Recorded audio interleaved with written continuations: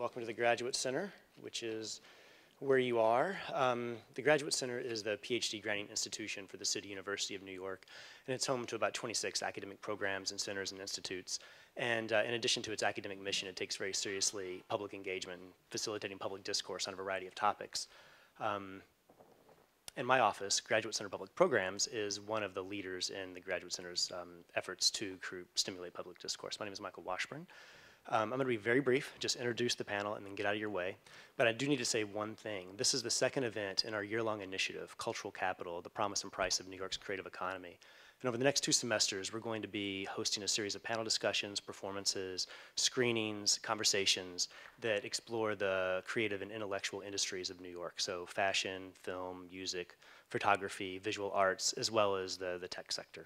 So there's a blue pamphlet, some propaganda on the table that you walk past that you may or may not have picked one up. If you're interested, please grab one of those. We'd love to see you back again. That's the housekeeping. Now I'm going to introduce the panel and then let the evening begin. Tonight's guest, in the middle, in the green shirt, we have Jessica Dimmock. Jessica is an award-winning photographer and filmmaker and a member of 7 Photo, a photo collaborative. Her first monograph, The Ninth Floor, published in 2007, is the recipient of the International Photography Awards, including the F Award for Concerned Photography. Her work's been exhibited at solo shows at FOAM, the Photography Museum of Amsterdam, Forma, the International Center of Photography in Milan, and the Foley Gallery in Chelsea. And her work has also appeared in publications such as Aperture, the Times Magazine, the New Yorker, and Rolling Stone.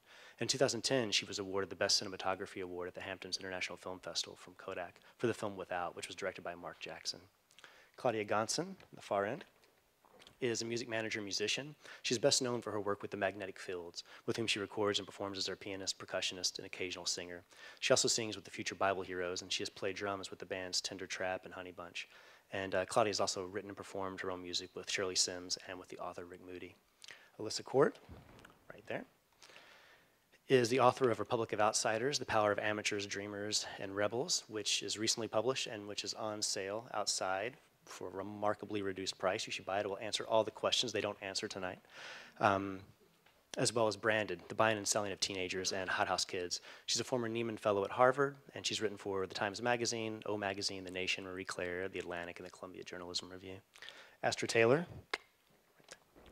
is a filmmaker, writer, and activist whose documentary films include Zizek and Examined Life. She's written for N+1, The Nation, The Baffler, the LRB, and she also co-edits Occupy, Scenes from Occupied America, and is one of the instigators of the Occupy Wall Street offshoot, Strike Debt, which buys and abolishes debt for pennies on the dollar. And then moderating this evening will be Carl Swanson, immediately to my left. Carl's an editor-at-large for New York Magazine, where he writes news and culture stories, as well as the Approval Matrix. I should also note that New York Magazine is our media sponsor for this entire series, and so a lot of their good folks will be attending or participating in many of our events. Thanks a lot. Enjoy. I'm not really sure tell me how this works. Is this, because I'm not really sure how close this has to be. How close is it? What? Closer? Close. Okay, yeah, I just don't want to be, you know, this is odd. I don't talk into a microphone ever. Well, thank you all for coming, and it's you know, it's interesting actually. I found a little more about what's going on in this whole sort of series from just listening to the introduction than I even knew when I came here. But it's wonderful that everyone is here and is interested in this topic, which I think is really you know, I think even with the most recent election or the primary, you know, is one of the sort of the undercurrents that sort of drove a lot of the, you know, the conversations that were happening there, and I think that you know, there's a real, it's a serious question that I think a lot of people have, and obviously everyone here has, which is what we're going to discuss, which is you know, in New York as a place where you know, interesting new things happen, and is it still a place where that can occur?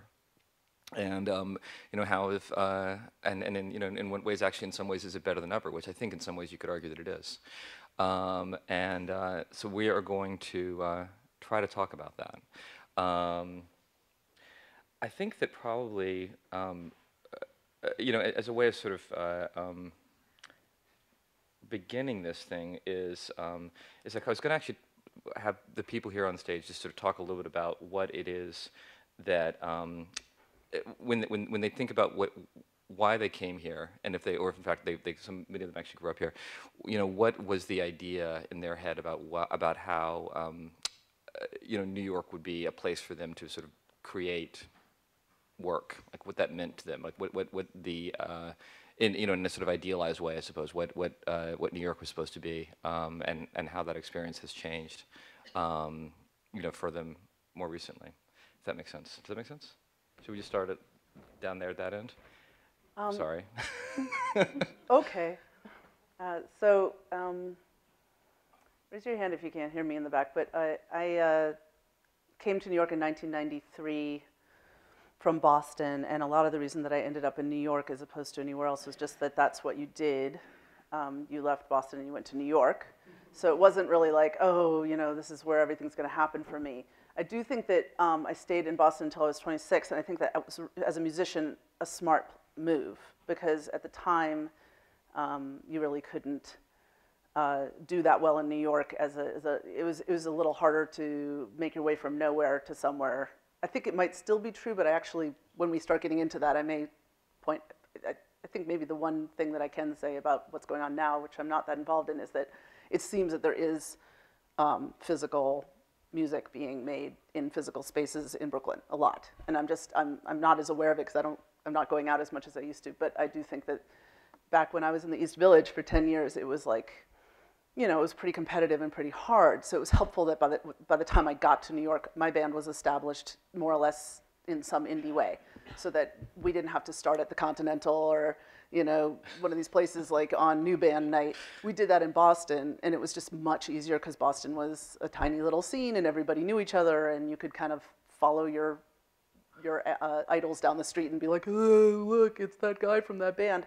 I just don't know how much that happens in New York. I mean, I don't know. It might be true now, but it certainly felt, I think New York feels this way to newcomers. It felt scary, large, and intimidating, and like, oh, I'm going to have to go to the Knitting Factory and deal with John Zorn, that kind of thing. And that was like a good position to be in if you're not trying to make it, but it was scary if you were. So it was helpful to come to New York when I came after, at a fairly older age, not at 19 but in my mid-late 20s, and then have that benefit, because as soon as you have a little bit of something, then when you play at the Mercury Lounge, New York Magazine's writing about it the next day, or it's in Time Out New York. It's like there's this immediate turnaround to the media culture, because the media culture is here. So I felt like the timing of the way we did things was actually appropriate. That's a... Yeah. I mean, that's also the thrill of the place, right? I mean, that's like like everyone's coming here to be sort of challenged and to be with other people and be influenced by them. I mean, that's sort of like the thing that everyone sort of like buys into. Yeah, I mean, that wasn't true for us because we already had something going, right. Yeah. So we did have a scene, but the scene wasn't necessarily local to New York. We had this indie rock scene, so we had people in North Carolina or LA or whatever, who were all in the same circuit. But I think, at least from my experience, it would have been harder if I'd been trying to get that going here at that time. Now I kind of have a feeling with all that's going on in like Bushwick and Williamsburg, and so I actually think it might be easier to find camaraderie and like indie stuff. It just, I'm so removed from it, but I think maybe being a 20-something making music now in New York might be a little bit, especially in Brooklyn, might be a little bit more of that thrill of contact and feeling like you have a crowd and a scene. But I welcome anybody challenging that, because I really don't know enough about it. But I'm trying to think back to that East Village stuff. I mean, I think that what was thrilling was the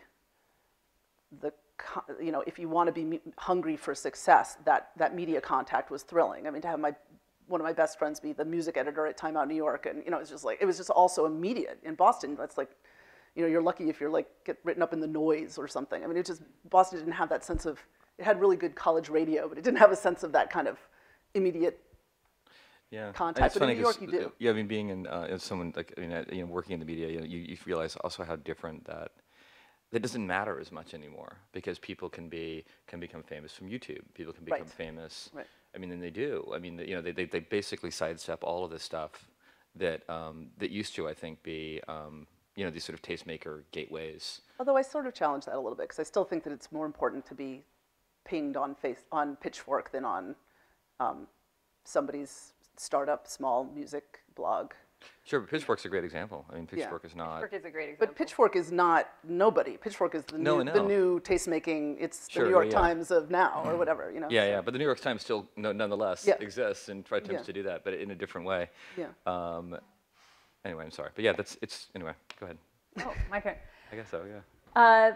So thinking about this big question, is there alternative culture in New York, or is there alternative culture in general? It's almost to me like if I'd been raised a charismatic Christian or something and somebody telling me there was no Jesus, the idea that there might not be alternative culture would just take away my entire identity. I was raised by hippie parents who were very invested in the counterculture and the attitude that we were outsiders. They gave us weird names as evidence of this fact and kept us out of school. And I grew up in Athens, Georgia, which is very much, it's sort of, you know, small southern town, and its identity is that we are the bohemian enclave. We are the land of indie rock and musicians. So everybody was not an artist. Everybody was a musician, which then I had to rebel against, of course.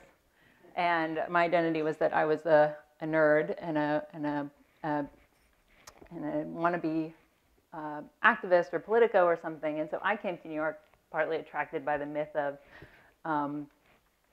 sort of, you know, I actually came to go to the New School, to go to graduate school at the graduate faculty when I was 19 in 1999, and it was this idea of the intellectuals in exile that really appealed to me, and this was something that the scene in Athens couldn't offer. It was a college town where nobody read books. That's how I felt. I felt very isolated down there. So that's what drew me, and it opened other avenues, other cultures that I didn't know existed. So we didn't have an art cinema in Athens. You know, we had great rock clubs. That's all we had. But there was Film Forum, and one day I went to see an Agnes Varda film called The Gleaners and I, and that movie completely changed my life. It never occurred to me that you could make documentary films before, or that you could write with cinema.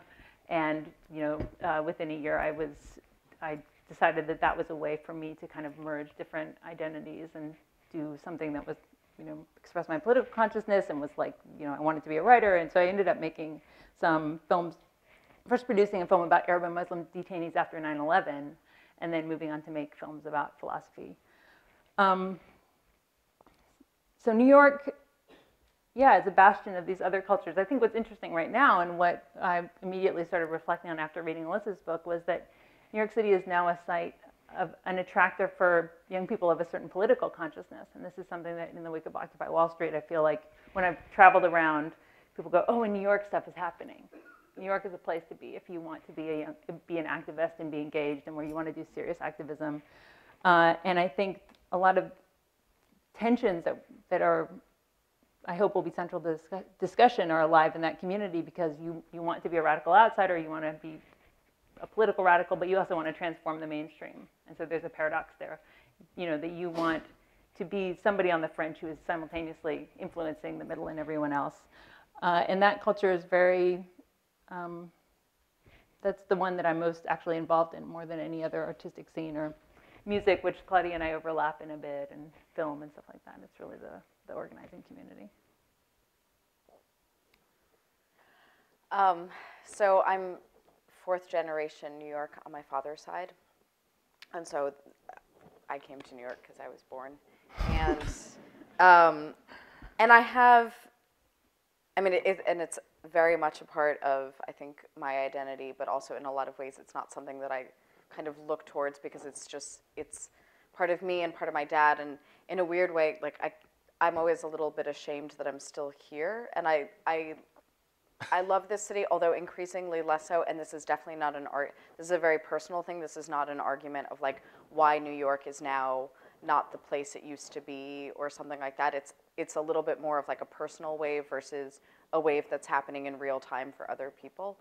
But I often am like very ashamed that I'm still here, because I'm from here, and so in a lot of ways I'm just still in my hometown, and then that hometown happens to be like the best city, but it's still my own town, and I feel like it's this, like, I often talk about it as like this sickness that like we can't breed out of our bodies, of like each generation, especially on my father's side, just like keeps on doing it and like is still here. And I don't entirely always know why. My father now spends a little bit more time in Western Massachusetts, and he's third generation New York, but to hear him talk about like how the weather changes and when the rain is going to come, it's like he thinks that he's a Native American now because he's had just like a little bit of time outside of this thing that's so like totally just of who we are. So I often kind of, in some ways, have a little bit of an embarrassed relationship that I'm here because I feel as though I still have a relationship to a place in the same way that anyone would have if it was just where they were born. And I don't always use New York as creatively as some of the people that are around me. I mean, I do a creative thing, I'm a photographer, and so I'm not stuck in an aspect of work that's not creative. I get to like make, you know, my macaroni art for a living, and I'm surrounded by people that are, but I often don't use New York in the same way that other people that are creative around me sometimes use it. I feel like I'm just kind of here because I'm always here. What, I mean, you don't seek things out, you feel like, or you don't? A little bit. I mean, as simple as that. Like, I literally don't seek things out, but in other ways, like, I love it because it's New York has this thing about like a certain type of culture and a certain type of communication and a way of being, and that stuff I love. One of my closest friends and I, who's also a New Yorker, we literally do this thing where we like speak and listen at the same time. And I used to have this boyfriend that would be like, "You're not listening if you're talking at the same time." And I'm like, well, if you're from New York, you do. And also like, but also like UN translators do. Like I believe that it's like a real thing that you can do it if it's a learned skill. And UN translators listen and speak at the same time. And New Yorkers like listen and speak at the same time. And I literally love, I'm not just like doing a bit, but I love being around people that kind of work in that way. And so that I love about it. But I don't think of it as like this creative outpost as much as I do just these types of relationships. A certain kind of like energized narcissist? Yes. Okay. Yes. I love that too, actually. Yeah, so I grew up in New York. I was born here, and I call it New York provincialism, where you stay and maybe you wouldn't. It's almost a kind of laziness. Like you think that you're supposed to stay, and you know, like all the great novels, the Bildungsroman, right? The young man sets out and goes to the city and has his life journey. But when you're from here, you're sort of journeying recursively, right, into yourself endlessly. So it's a kind of a weird thing. But I mean, one of the things is you sort of journey into the past if you come from here. And that part of why I wrote my book, Republic of Outsiders, was I wanted to find the lost New York, which I started to think of as a kind of Atlantis. And I wonder if people in this room feel this way too. I mean, a kind of certain betrayal by the city, of the city, that it was once meant something. And when I was growing up, I was a teenager, and I'd be reading Mary McCarthy, and then I'd be reading Michael Musto in The Village Voice, and that was my dream. It was, how do I get inside the outside? And even when you're living here, you don't necessarily, you want to, I dreamt of Max's Kansas City, which was a bar that, Lou Reed went to, and that was central, Patti Smith, and et cetera, and that kind of New York. And as time wore on, there's no way back inside that outside because it was literally the past. So I think there's a lot of kind of interesting, sometimes creepy challenges about coming from a place like New York. And I guess so. Part of what I was doing with my book was the search for those subcultures, because I worried that that kind of meaning had left the city. Now I should explain. My mom's here. I'm a CUNY. My parents are CUNY professors, and I went to CUNY Grad Center actually, and but they were very involved in the avant-garde, or on the fringes of the avant-garde film scene in the 70s. So that was my first dose of that, like walking up to the lofts where there'd be spider plants and women with long hair, and film someone pounding a hammer and sifting rice for hours, and I'd be I'd be squirming. I'd be I was 6 years old. It's wait, oh, can someone open the window? Anyway, don't call child services. But yeah, so I mean that was my entree into a certain kind of New York, and from then on, I've been looking to try to regain it. So that's my experience. Yeah, I mean, I think it's in a lot of ways it's like we have kind of like two questions here. One is like this is the mythology, and the one is sort of like, which I think is obviously people like. It's one of the things that drives you to be at a place that in many ways is as unpleasant as New York is. You know, you have to think that you're doing something larger. You have to think that you're part of some sort of other tradition, and oftentimes it is the past. I mean, this.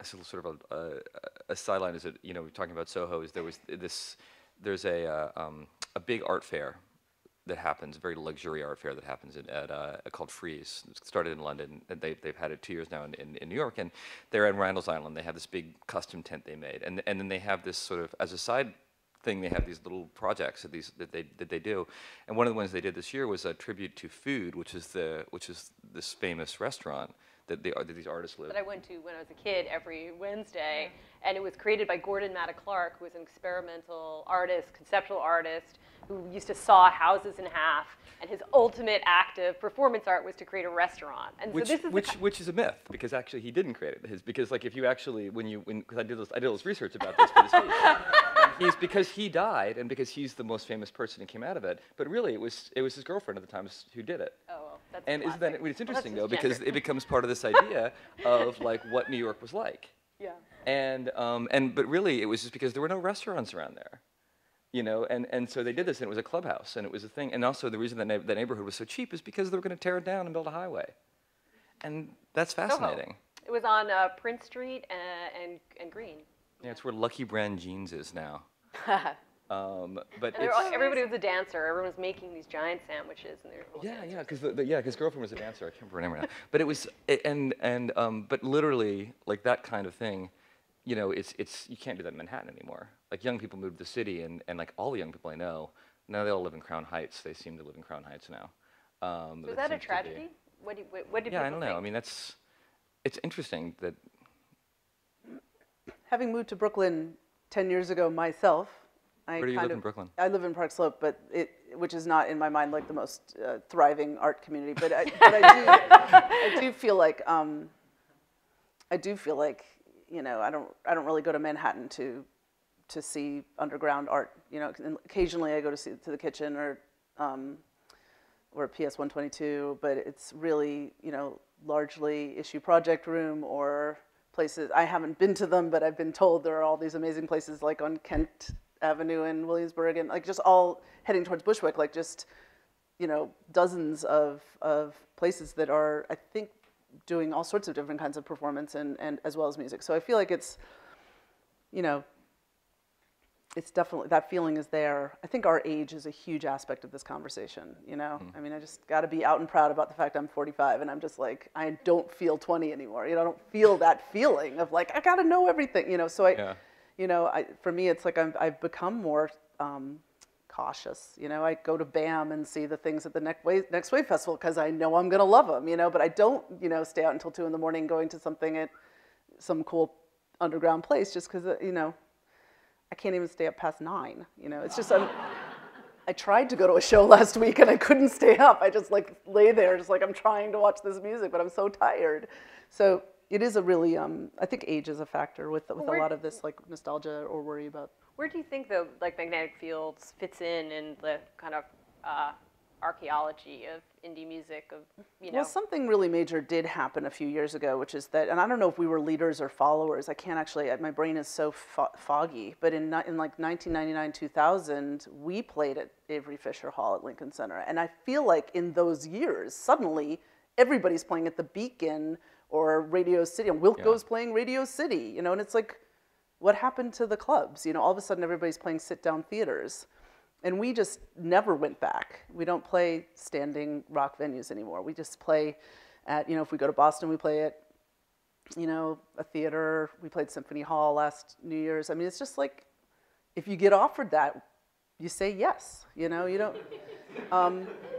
But but I So did. your fans have, as I speak as one of them, have aged with you, and so like I Yes. prefer actually to. Yeah. down. Actually, I it's mean, true. you know, it's like true. when I was young, I liked it to be like knocked around, but I'm short, so I never could really see. But Totally. the thrill was like the sort of like animal thrill of being next to everybody and Yeah. like getting knocked around and stuff. And now I just This get is really an tired. age thing. It really Yeah, it is. really is. It really is. It's I like- mean, Hal and I got the prize cow ticket to go see help me, Julie Ruin, which is Kathleen Hanna's new band, a couple weeks ago at the Bowery Ballroom, and in a blissful moment, Hal got us a seat in the balcony. There's only about 4 seats at the Bowery Ballroom, and that's what got me through. I mean, just sitting there and watching the show. But then last week I went to see a band at Littlefield, which is like one of the only clubs in my neighborhood, and I didn't have a seat, you know. So it was like 10:01. I was like, I'm sorry, this is beautiful music, and I need to go. I mean, I just couldn't stand there for that. Yeah, something changes. But anyway, this is all very silly to talk about. I do think that there is, you know, all sorts of burgeoning kind of avant-garde music and interweaving, you know, world musics with other kinds of, I mean, I feel like just looking at the listings as I did today, just to try to bone up on all this, like, that's going on in Williamsburg, it's like, there's a lot of interpenetration of musical styles going on, and that's always, for me, a sign that people are being alive and active and paying attention, you know. It's not just one kind, it's not just rock or, you know. But my question is how self-sustaining all this work can be if we're all economically struggling so much in the city, and whether in fact New York has become the unalternative place to live because of it. And so I wonder about people who are not able to play in big clubs or whatever, like about their, like what are they doing? And I mean, I don't know if either of you guys want to talk about your experience of either personally or people you work with and know who are trying to keep alternative culture functioning. Yeah, I mean, I think it's important not to get old and think that there's nothing going on. But, I mean, even this week, there's been a rash of new studies showing that economic inequality is growing in the city, and certainly, you know, these are factors that make it more difficult to survive and have these alternative scenes and subcultures. I mean, that was part of the appeal of Athens, Georgia, and why so many people flocked there was your rent was $50 a month. Yep. You know, and so that's a real stress on people, and it's something, you know, being involved in, I'm part of an offshoot of Occupy Wall Street called Strike Debt, and the issue of student debt and the fact that people are graduating from college now with $27,000 on average of student debt, and you're trying to create an alternative lifestyle when you've got to pay $300 a month, or else they're going to garnish your wages or whatever. So, I mean, there are real stresses and strains that I think are that are there. And you know, personally, I've actually always fled the city to do my actual work, whether it's to edit my film or to write something of length. I mean, I have not been able to actually survive and create something that's, you know, longer than an essay. I've always run off. I've run off to Canada. I've run off to the rural Nova Scotia. That was a disaster. But I mean, I've fled when I've had to do my work because I haven't been able to do it here and live. And I think I live in Brooklyn now. My parents live. I grew up in Manhattan.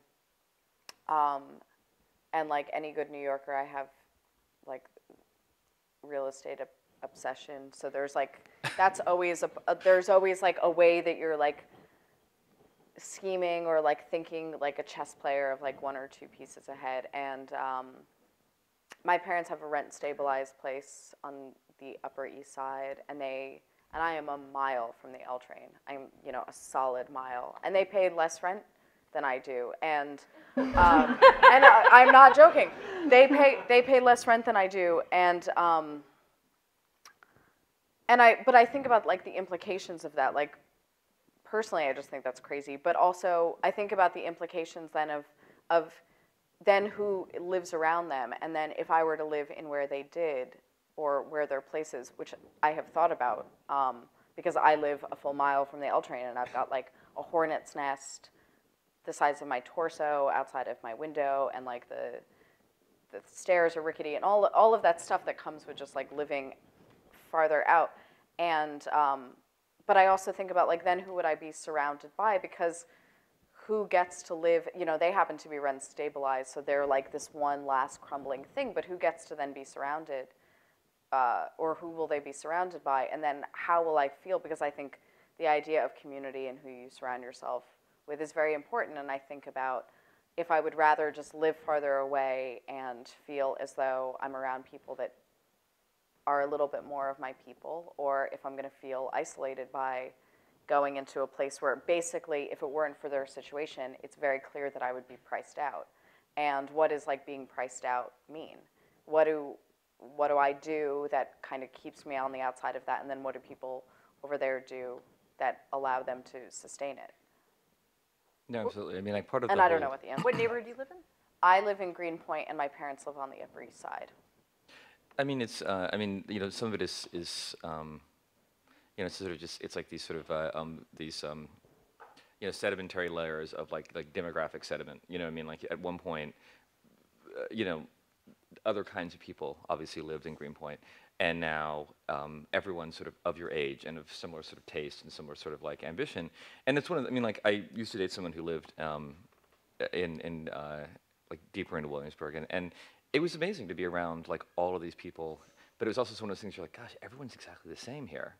You know, they all. It was a weird sort of like you know post-collegiate, post-art school kind of like agreement that was happening there. Logan's Run? Well, there was a bit of that too. I mean, definitely. And that is, I mean, I don't know if that. I mean, that's definitely where all. I mean, you know, where people live now. I mean, they don't really live in. They certainly, you know, like young people or even artists who haven't really made it big. You know, don't live obviously in like the West Village anymore. You know, to what I mean. You know, they do the same. You know, it's just not.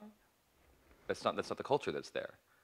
And make no mistake, like I'm just talking also about my own environment and my own trajectory.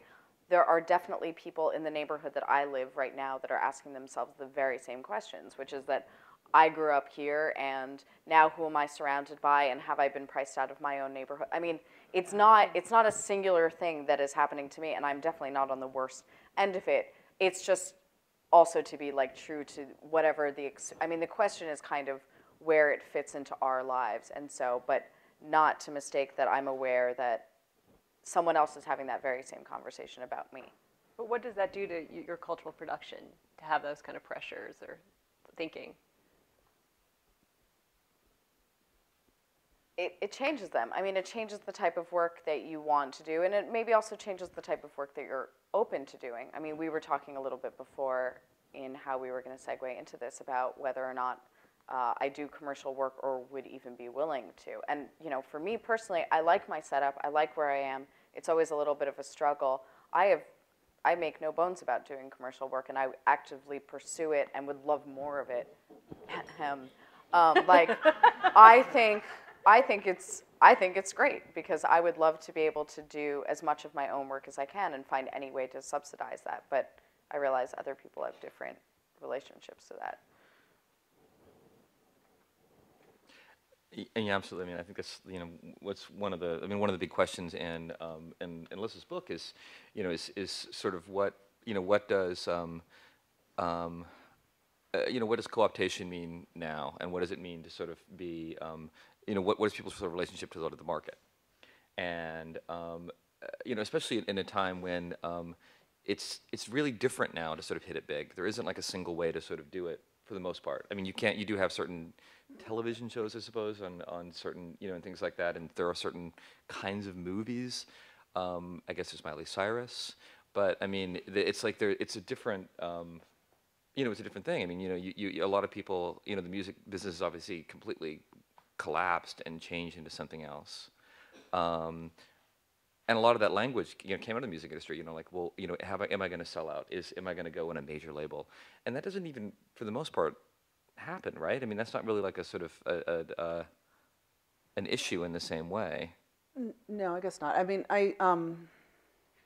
one thing that you're asking when you ask about can we afford to live right now doing art is there is an interesting. I just was thinking about it as I was listening that there is an interesting problem of you're saying in your book, and it's sort of coming up that we're, especially in music, but I guess in all arts, that the affordability of making the music or making films or whatever now through enhanced access to cheap technology can create a widespread amateurism, and you can have much more of an amateur, I'm really into this sort of idea of the sort of widespread amateurism, but I kind of have been thinking, well, first of all, there's a problem with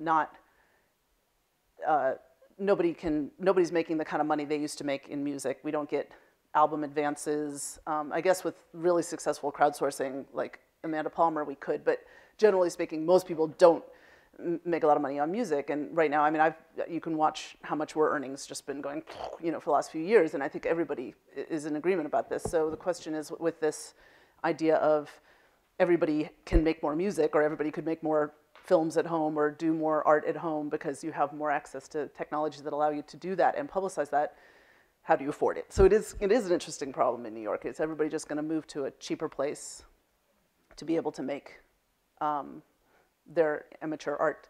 But I also feel like amateurism in music is not a problem because it's always been that way. I mean, I feel like that in music it's not too much of a shocking change. Indie rock, bedroom rock in the 90s and the 80s and the 70s. I mean, there's always been some aspect of amateurism in the world that that I work in. So I guess to a certain degree, I don't feel a conflict of, the music that people are making is getting worse and worse. I think there's still stuff that stands out and stuff that sucks, but there's always been that sense that like it doesn't have to be. I don't know how to explain this really, but anyway, that sort of struck me that like my band has always sounded amateur. In fact, we've got sort of a backlash when we started sounding more slick. So it's just, and that was 15 years ago. So there is a kind of thing. Amateurism doesn't really. That's not a new thing to me. Like the amateurism has always been, at least in my genre, kind of present. I mean, Pavement, that band Pavement, are a great example of sort of very loose music, that got really popular. But I think I've completely gone away from what you were asking. You were asking about the success. Like success is no longer one thing. It's a lot of different models. Well, I just think it's one of the. When you look just at the title of this discussion, it's just like, well, what is, when you talk about alternative culture, usually what that means is that's in tension against some other thing. And the question is, to what extent is that tension still, because of changes in the marketplace, because of changes in technology? Because people can kind of choose to be a member of any, sort of digital, corral of people they want to. Is there like sort of a mainstream anymore to sort of like to sort of be defining yourself against?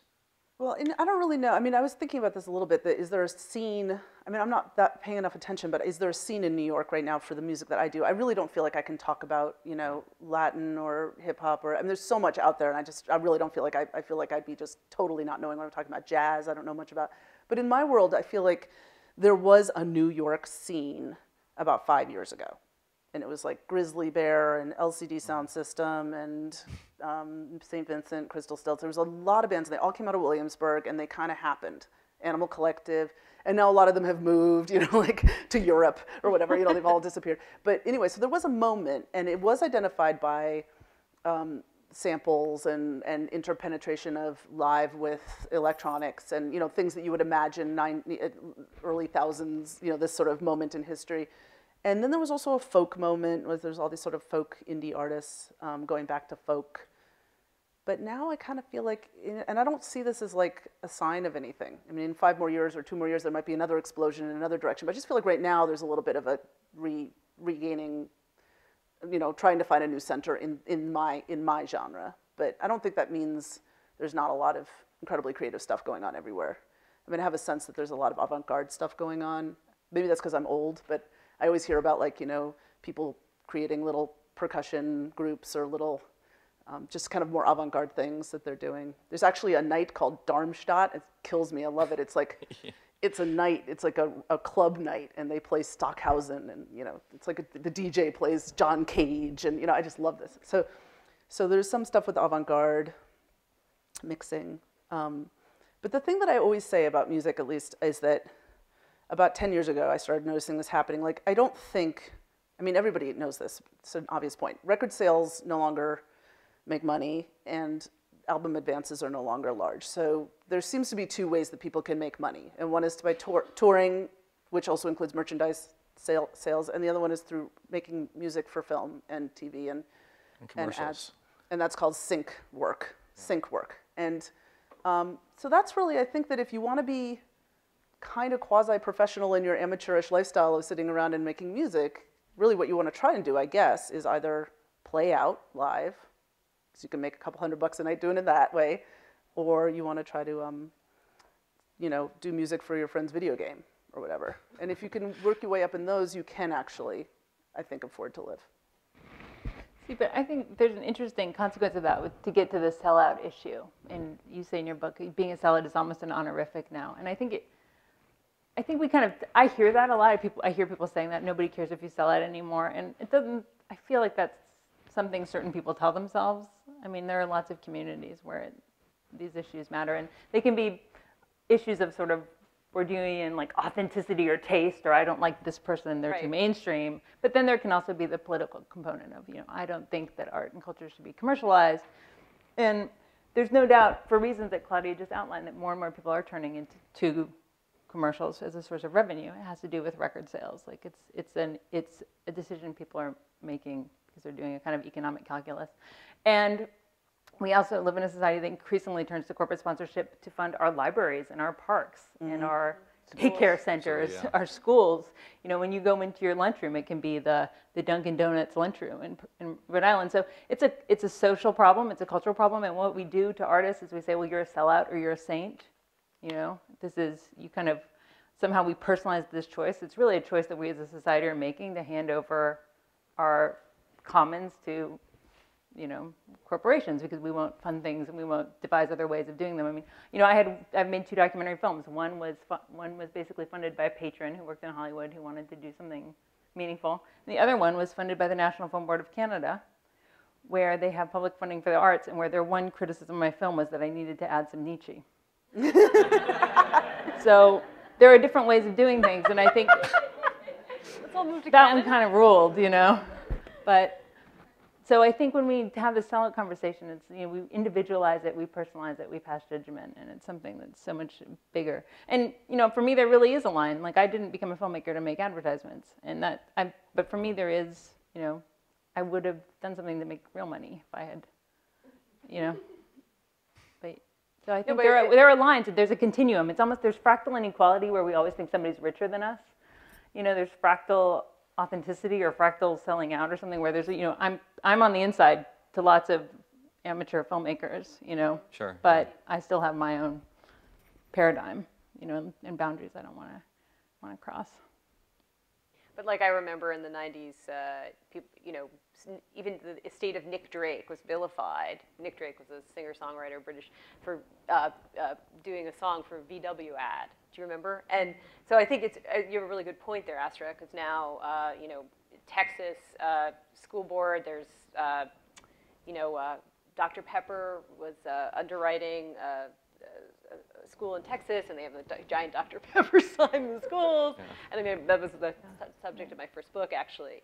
And if social media, I mean, when you're on Facebook, they reserve the right to use you in advertisements to your friends. I mean, you appear in your friends' feeds liking Amazon.com or whatever site you've just been on. So like, if you're already associated with a commercial image anyway, just by using the standard communications channel, then, you know, what's it matter? Like, it just, our whole culture has shifted. You know, you're already in an advertisement on Facebook for free, so you might as well take 50 grand. And I think there should be a, you know, to like license your song, but I say no. I think we need, you know, more people saying no.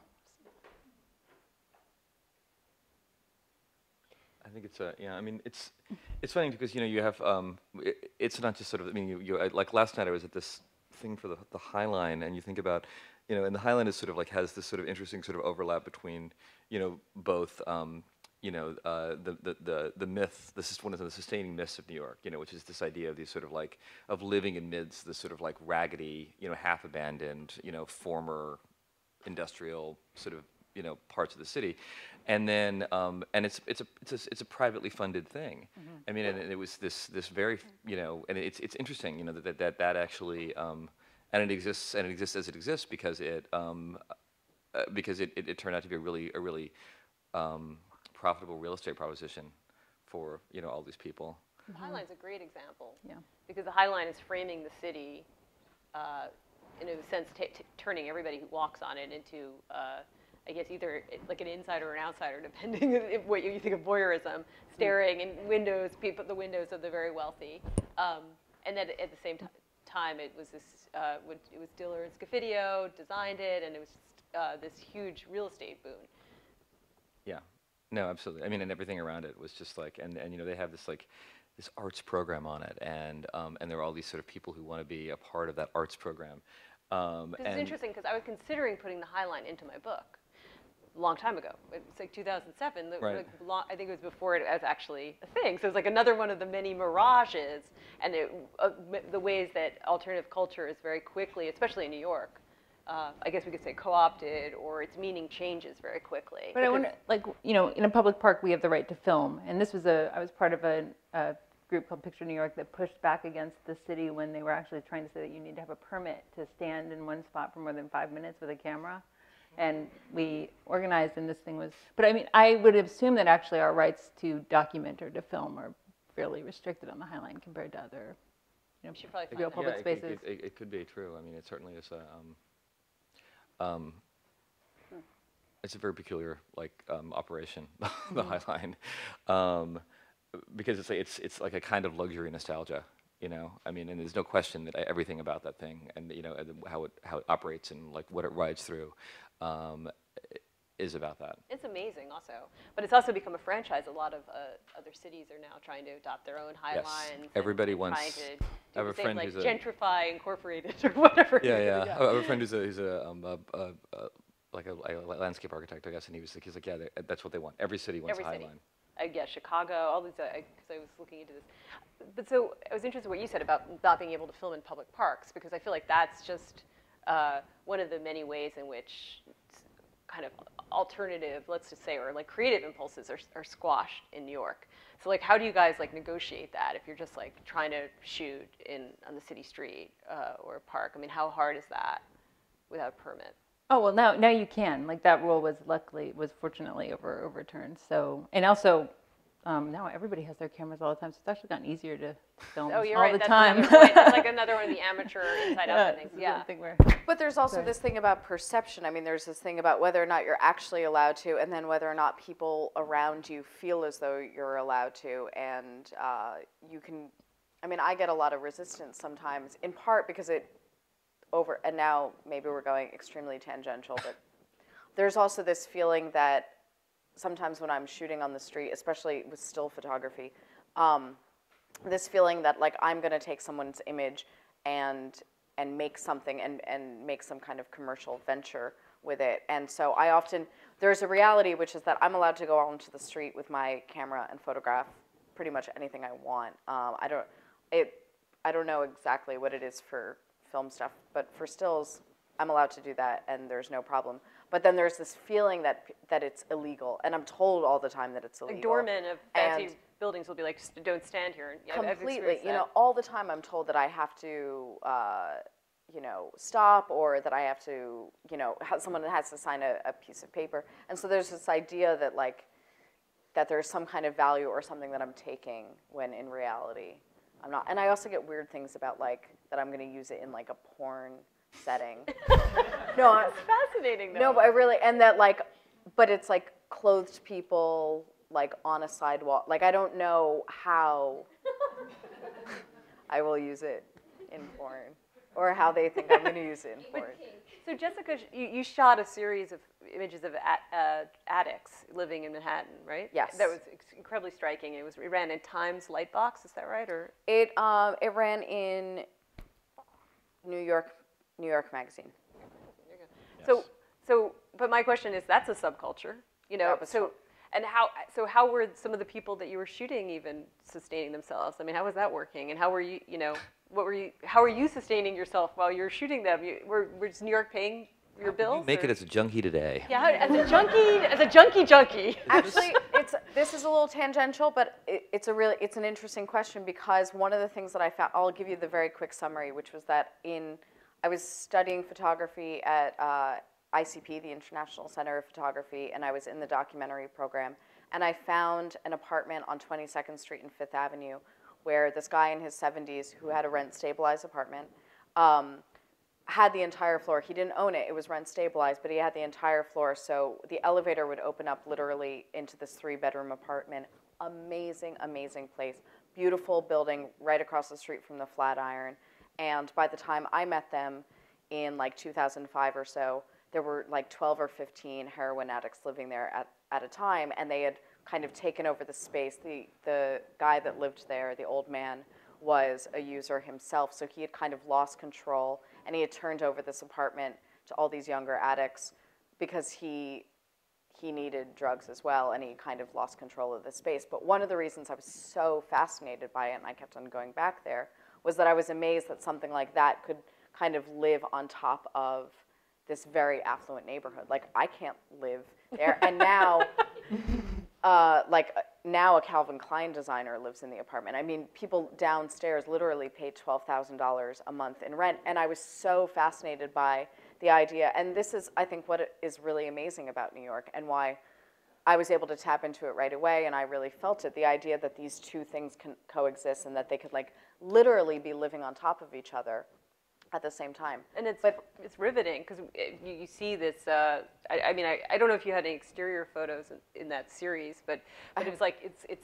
and like New York has always been a palimpsest, right, where you have layers of meaning just layering on top of each other, but now it's just, I feel like it's almost gone off the rails in terms of that kind of thing. And, you know, part of what I was trying to do with my book actually was I was trying to find like where are the corners and crevices, and where the dandelions and the cracks of New York City culture, and where they're still there, because I feared they weren't. So I was actually weirdly heartened by your project, which is quite grim and amazing. But but I was like, wow, these people actually exist in this place. But no, they do no longer. They do no longer. But that situation doesn't, and I'm sure there are others that do, and increasingly, But there used to be many, many more. There used I mean, to be like, a lot when more. you talk about, we're talking about this, whatever alternative culture means, but, if you talk about sort of wanting to be separate from the main culture, one of the characteristics of that is that you are, like you're using drugs, you're doing these things, you're sort of not behaving in a sort of like, upright and, methodical, and healthy manner. But and one of the things I think is really interesting about I found like young people that I meet in New York now is that they don't. I mean, there's still a fair amount of like whatever that goes on, but it's no longer sort of. It's like sort of like disreputable in a way that I don't think it used to be, to really live hard.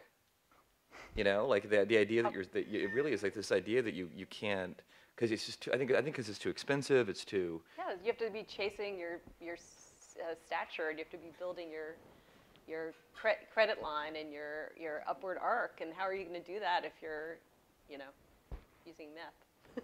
I do sort of blame Giuliani. I mean, I feel like I moved into the East Village in '93, and I left in 2002, and I really watched the East Village's back break. I mean, I just watched it happen. He came in with tanks and dug up those squats and just, cleaned up the neighborhood and killed off the heroin addicts and killed off the people with AIDS. I mean, literally killed them, I think.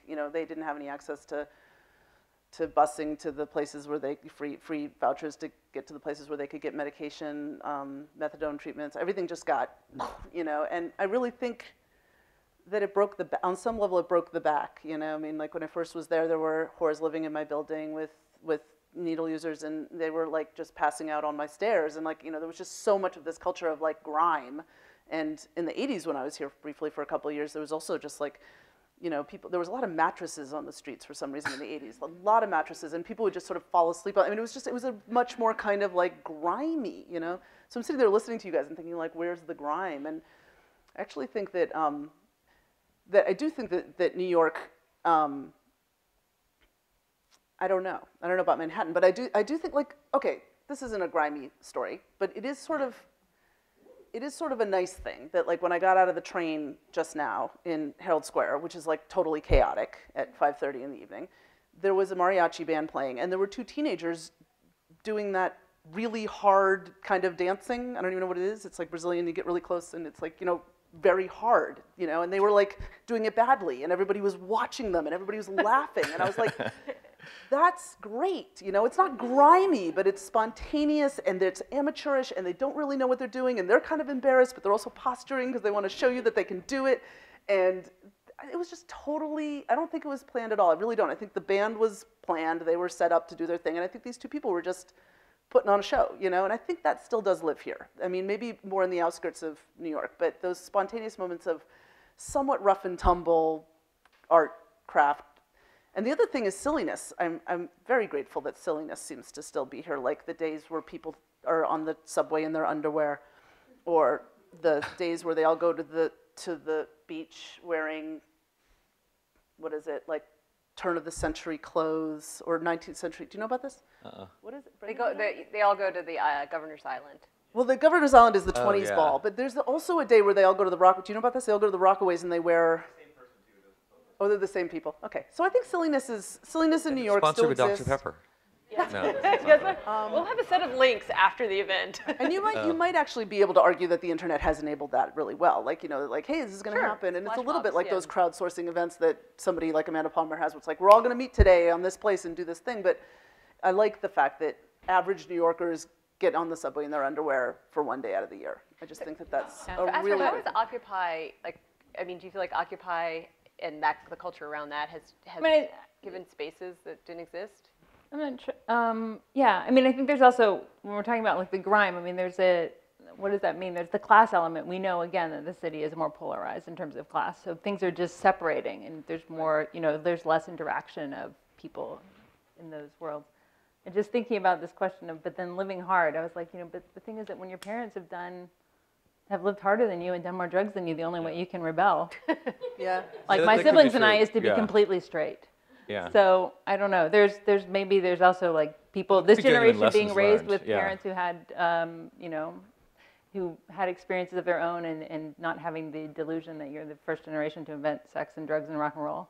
You know, that was taken away from us. Well, that was definitely true in the 80s with the squats. Like those kids their parents were definitely affluent. A lot of them were. I'm not trying to say that was an exclusive thing, but it definitely felt that in the early 90s when I was there and there were those squats in like 5th Street that they were raising chickens. It was very Portland. Like they were raising chickens. They had herbal gardens. It was like beautiful. They had figured out how to make their own electricity, and they were like, those people were probably from New Jersey and Connecticut and had like nice upbringings, you know, and then they were going back to the, like, I can do it, you know, I can live in a squat. But I don't think that those were people who were raised by people who didn't have money. I mean, No, I mean, everybody I know who is raised with people who don't have money, they all want to have money.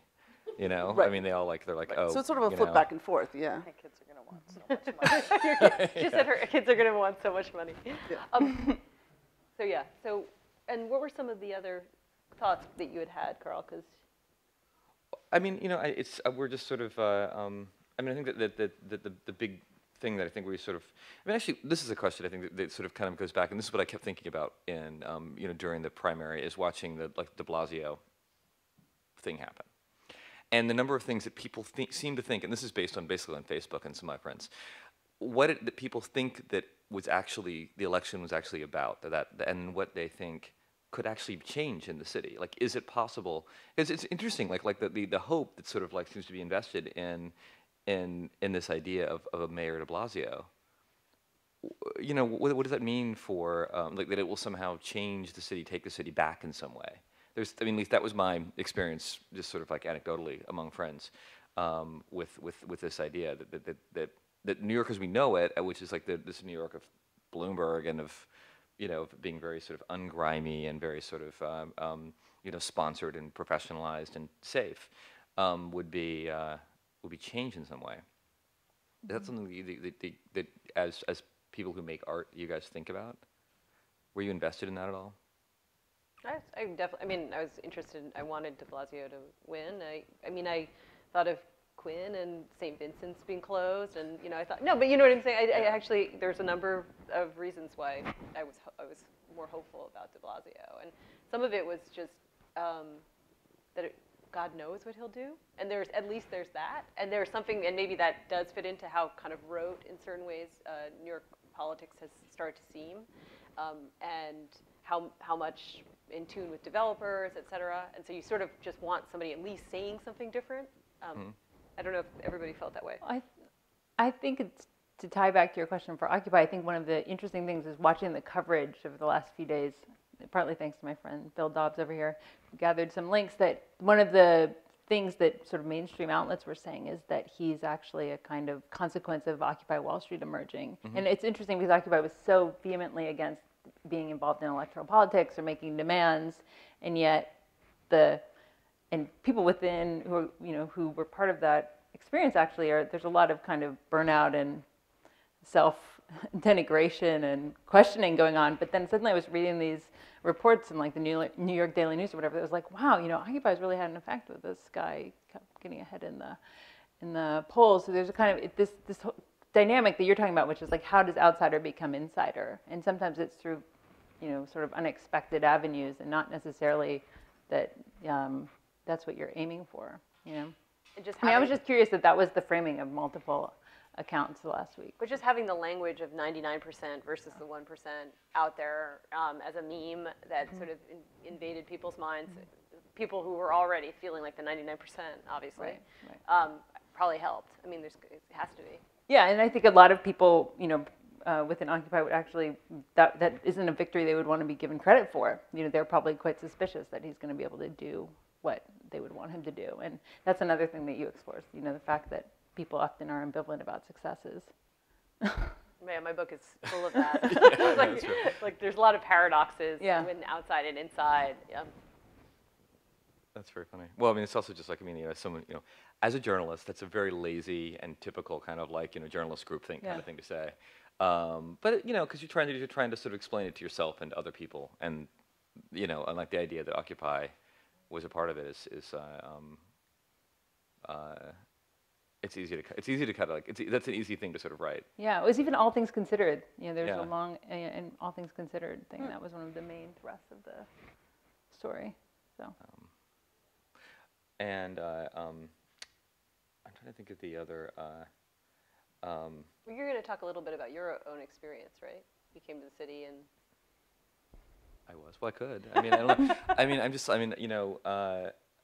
I was going to say also one of the things that we always found out in the magazine. It's funny because we're trying to find a place, to have to be like a weekly, primarily, we're basically a print magazine that does all these other things online. But it's like, and then when in the print part of it, it's like, so what do you actually sort of like, what are you actually sort of presenting to people anymore? And we're always sort of wondering like, well, what's new? How do you sort of like do something that actually shows people something they didn't know about this vast and interesting and crazy city? Like how do you actually show people that's not like sort of processed through like some sort of publicity apparatus or some sort of other kind of mainstream kind of like presentation thing? And that's difficult. I mean, it's difficult. It's difficult to find that. It's difficult to sort of figure out like what actually is worthwhile, and figure out like what our place is in it. Because you talk about something like there used to be, I think, that like the press was there, and this is part of what made New York New York is because the press was here, and so you came here to get the attention of the press. So then you were presented to the rest of the country, and then you made a bunch of money through these various sorts of outlets because you were glamorized and things like that. And I don't know if it really works exactly the same way anymore. And I think that in some ways that sort of like that both begs the question: what's the function of New York? Is New York sort of really a place to go, other than like it sort of has this enduring myth, like this is where you go to make it, or to meet other interesting people, or to not be like the rest of America, or do you not need it? I mean, you can get famous like by making a YouTube video in your underwear in your bedroom at your parents' house. I mean, I would love like looking through like YouTube and seeing like these obviously suburban houses and these kids making these videos and these the most sort of like the kind of places I grew up, and you're like, God, this is amazing. This is actually like a path to fame, a path to notoriety, which is what people want. You want people to pay attention to you. Did they actually get famous? Well, something like famous. I mean, is it like a one-night fame? I'm not know paying either. attention You're to right. YouTube, It's so I a don't good know, question. Yeah, I mean, I feel know. like Psy or whatever is famous, but I don't really feel like the little teenager who's. But he was already famous in a conventional manner in Was he? Korea. Because I feel like his YouTube was the reason he got famous. I mean, I used to early when I was in New York, I had a cable access show with a friend of mine, and the idea was that we actually thought, oh, we're gonna get famous by doing this cable access show, and what was it about? I don't know. It was called All Talk Dance Party.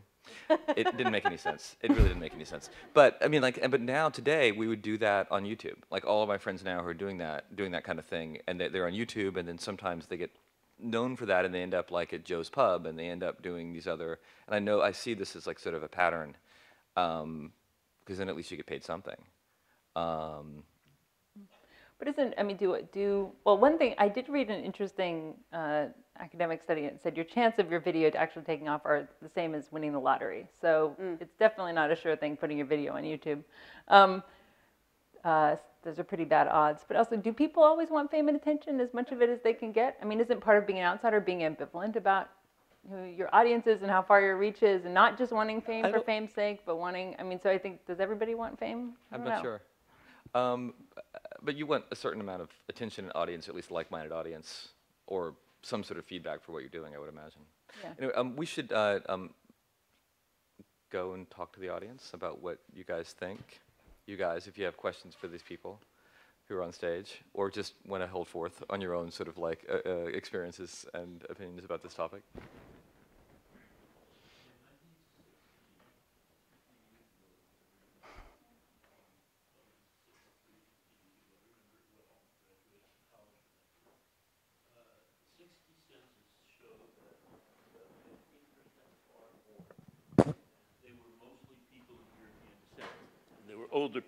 Older people of European descent made up the 15% foreign-born that was in the 1960 census. In the 2010 census, New York is 37% foreign-born, and they're mostly younger people coming from the Caribbean, Latin America, or Asia. Not to mention the children of these people who were born here, who are the first generation born here, who are pretty much immersed in the culture of their parents.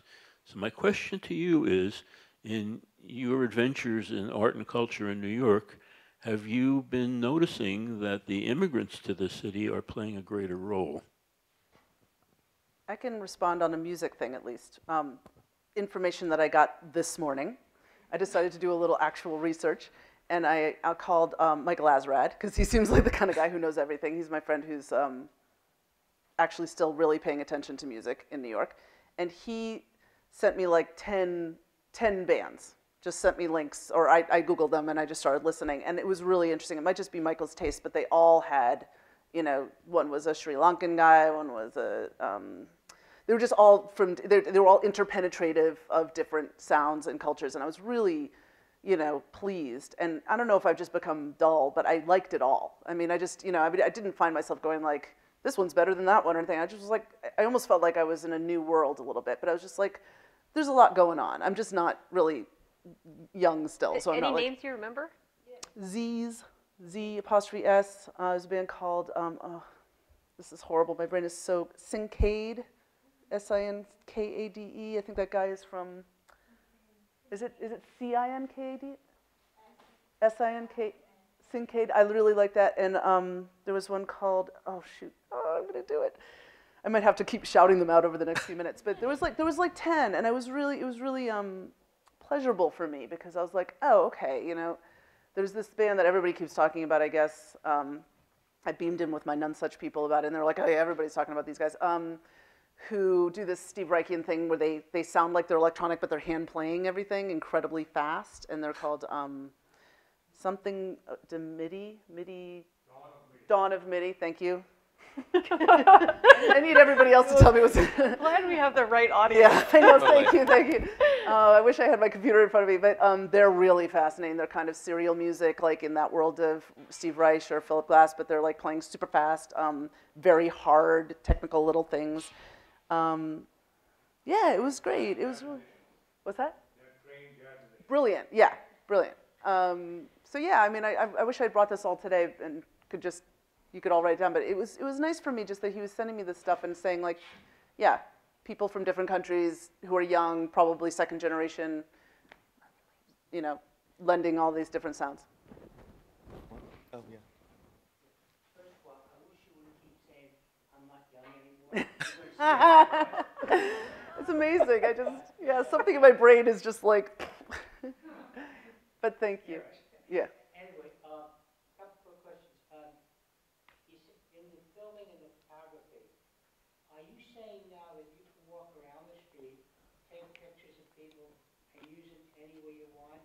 And from the film perspective, you don't have to get sign-off from What, not entirely. In an editorial context, because that's my background, photojournalist. In a photojournalistic context, I can. So I can, be on an assignment for Time about the scene at Herald Square, and I can take pictures of people, and they can publish it in Time. I can't then turn that into a billboard for Dr. Pepper. Wait, but wouldn't you have to get them to release? You wouldn't have to get those. I don't people have to to sign a have release? people released to use them in an editorial newspaper or magazine setting, in terms of stills. Yeah. Yeah. Yeah, right.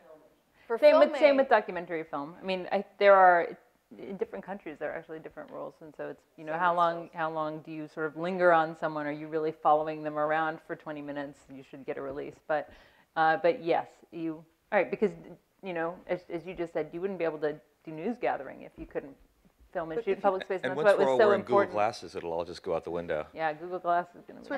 and then there's a little, and then there's a little bit of a context. If I went into the street and I did something about the scene at Herald Square and the food trucks that were there, I could put it in an editorial context. If it was then about like how everyone's turned into big, fatty fat faces,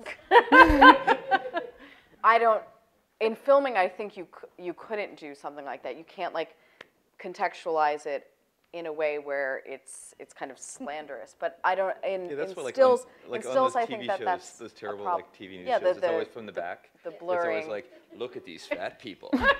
You never see their Right. faces.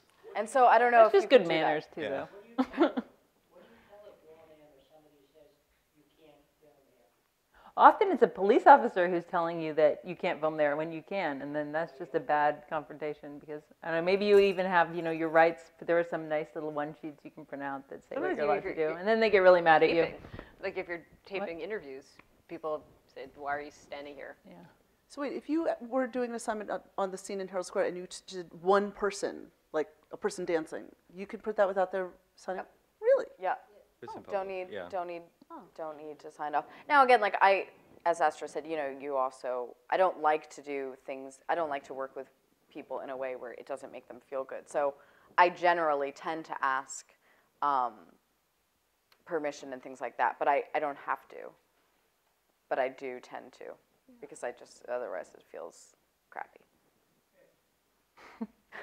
I think Carl's right. The Google Glass, if Google Glass catches on, then that's going to really bring all of these issues, make these issues much more mainstream. Things that usually only, professionals were worrying about. Lots of brawls. Yes. There was not that long ago, maybe 5 or 10 years ago, the photographer Philip Mm-hmm. He had taken a picture of a man on the sidewalk, as he does, and the man sued him. And, his photographs are worth a lot of money. And it was looking pretty bad for a long time, and all the, heavyweights of the art industry, whatever you want to call it, had to, the art world had to kind of weigh in and say, no, you can't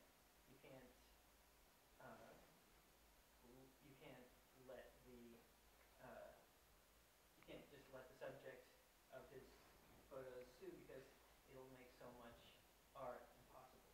Mm-hmm. And you just think of Warren Evans or anybody, but it was kind of close for a while. There was looking Not even close, actually, and the basis was that by the time it got to the gallery representation, when they sold it, that piece of the photograph, when it was sold for something like $5 million or some high amount, they decided it was then a commercial purpose. So originally you had the First Amendment, or I think you lost. wow. Okay.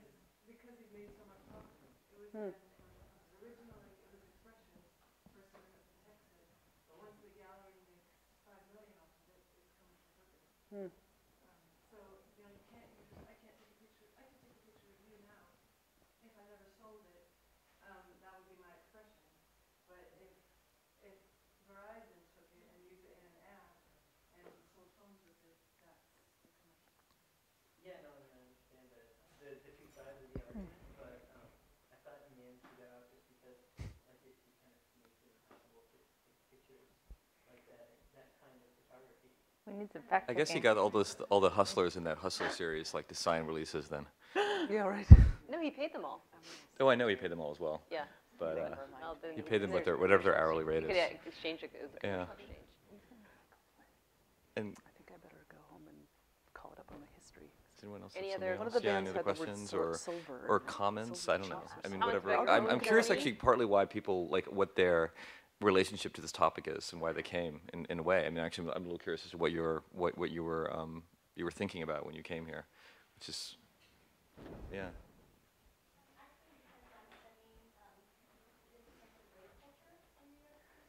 Can you talk really loud?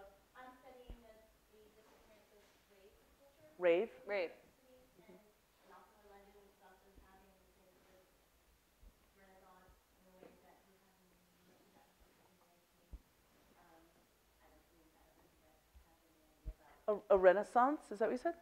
Well, you know, if you're comparing it to the way that New York has also undergoing a renaissance, Uh-huh.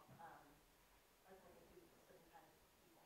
What kind of renaissance do you think New York is undergoing? Oh, I don't think. Oh, okay. So you're saying that rave No, it's culture has just been that, like- marginalized by the deluxing of these Yeah, it's capital just become a cities. really Okay. fancy, yeah. I mean, London's a lot like New York and how it feels, and Does New York have a rave culture now? I mean, is it going on like in the burbs? In Brooklyn, yeah. Yeah. Yeah. But that was the reason that I came to this lecture, was because I was wondering also about what mainstream, my advisor keeps asking me what mainstream means because I'm writing a proposal Yeah. that talks about against mainstream, if that means that we're meaningless. Yeah. And you might be right, but I don't know what mainstream means anymore, and I don't know that you can categorize an entire city as being one way or the other, or how we decide that in the end. Well, it is really interesting. I've been thinking about all the venues of my, not very long ago, but my 90s time here, and how like places were considered very funky. Dixon Place, PS 122. My brain is going blank. ABC No Rio. There was a bunch of them that were pretty derelict-y, or they were in somebody's second floor back room, or everything. The was- kitchen. The kitchen used to be like that, and now it is this complicated thing because they've gotten money. Dixon Place's new venue is like pretty swanky. It's multi-millions. ABC No Rio, was it ABC No Rio that they bought their own yeah. building, and they've sort of PS 122 got a facelift. They all got a facelift. So it is kind of like that underground. Yeah, PS1 is getting a face. Like it's in the middle of a huge. In the middle of a huge reconstruction. facelift, yeah. So I feel like, on some level, you still go to those places, you still have that experience. I mean, the kitchen still has young people doing new work.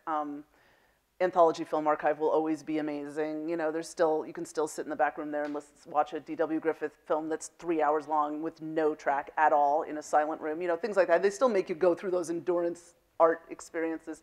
But I like endurance art. I like endurance art too. Unfortunately, I went with a giggler. That was a real problem. Oh. But I think it is confusing Something in terms else of to endure. defining what a mainstream is when you have the underground ones aspiring towards a cleaning up of their own look too, and it sort of meets in the middle. But I'm just not in Bushwick and Williamsburg and these places where this is going on. So I'm sure there's a lot more new places taking over. Yeah. Yeah. Yeah. Yeah. Silent Barn? Yeah. Sorry, I was confusing. Yeah, Silent Barn. I mean, that sounds really What kind is of like Silent the Barn? new Dixon Place or something. I mean, it's just a room, but a lot of cool stuff is going on. I have that list too. I'll send that to you. So I just feel like The list of cool rooms. yeah, the list of cool rooms. And my favorite band growing up in the 80s was the Raincoats, and the Raincoats reformed and played there, or one of these places like in Bushwick, and it was just like really amazing for me to see my friends, these people that I knew who are now in their 50s, like playing in the back room of some place in, in the middle of Brooklyn. So I think there is that. But haven't there always been laws? I mean, there are laws against dancing in bars. I mean, there are restrictions that have kind of made dancing, that would be interesting to look into in the history of. Well, Giuliani. Well, these should be the Yeah. more abandoned spaces too. I mean, you should Right. be like just Thing isn't really in clubs that much, isn't it? More Yeah. in big venues. historically, yeah. So you'd have to have a Underground. lot of more open manufacturing spaces, or spaces that were mixed use with light manufacturing and obviously meant, there were many fewer, right? Because all those areas, when I was here in the 90s, most of, Williamsburg, and there's huge swathes that were just. But isn't the music also kind of, I mean, I'm not listening to rave music, but I feel like that was a moment musically, and that moment has passed. But electronic dance music is huge. Yeah.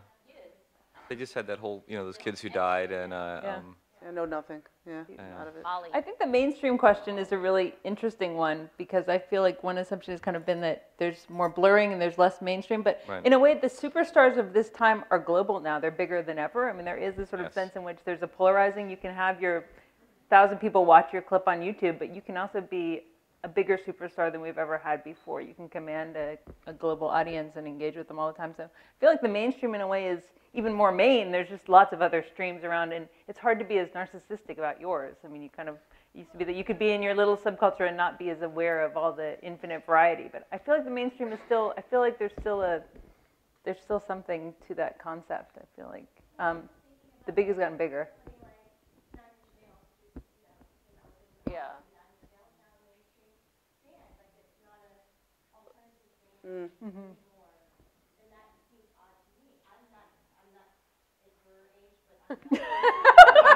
My very old age, yeah. Yeah. Yeah. Yeah. But that's also, that happens, yeah. Yeah. Yeah.